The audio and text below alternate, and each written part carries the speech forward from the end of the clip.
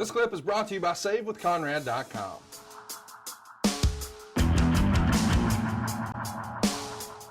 Arn, listen, after these television tapings, there was almost a 2-week lull where we couldn't find any shows with you or Tully on them after the clips that we just showed you. Do you remember at all having those a couple weeks off following the debut? Would this have been because the shows were already scheduled and written at this point, or do you remember anything about that? Yeah, we would do 3 weeks of TV at a time. So if you were on the first week, or you were on the second week, or the third week, nobody was ever on TV just coming in every week. It's just too hard to push, and it's TV time was critical. So that would be the reason.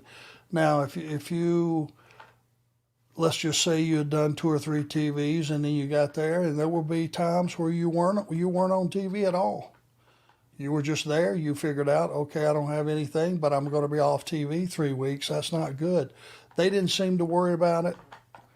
So I didn't worry about it because I was used to being on with a match and a 3-minute promo afterwards pretty much every week. Yeah.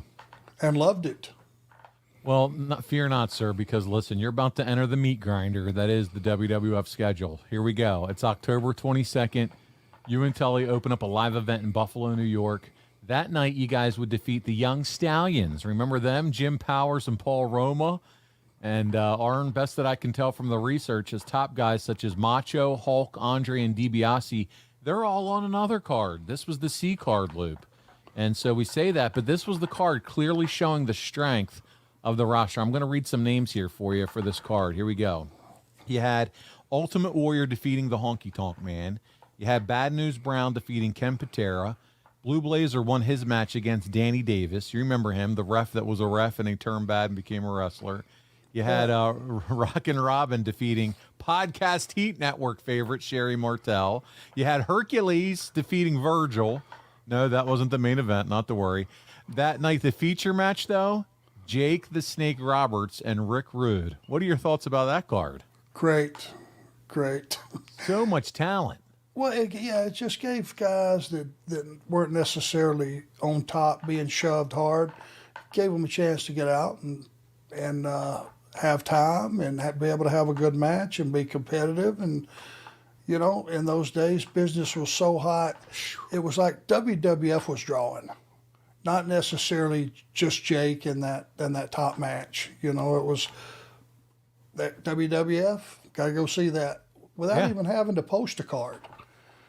And, it was like 3 towns a night. Man, that's 3 full crews. And I'm sure that wasn't everybody. No, that wasn't. I mean, you got Warrior and Honky Tonk Man on that card, too, along with Jake and Rude.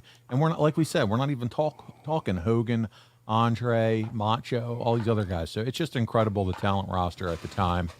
But one thing I will say, Arn, unfortunately, so many of these legends are no longer with us, and all of them were taken too soon. Hey, it's Conrad Thompson. Thanks for checking out the podcast here on YouTube.